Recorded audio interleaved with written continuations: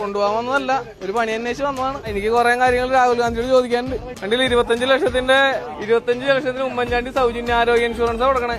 നിങ്ങൾക്കൊക്കെ 100-150 വയസ്സ് ആയുസാണ്. എനിക്കൊരു പണി വേണം, എന്റെ കുടുംബം പട്ടിണിയാവും. നിങ്ങളൊക്കെ ചിരിച്ചോ, നമ്മുടെ പണി പോയി.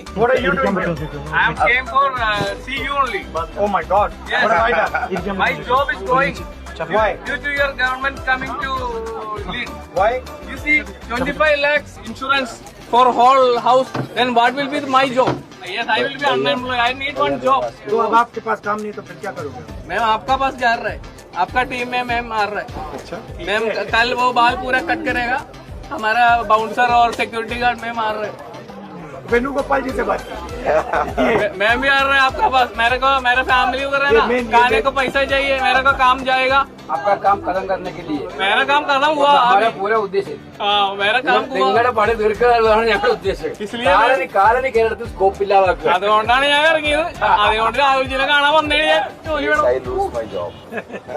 Nice to meet you. Thank you sir.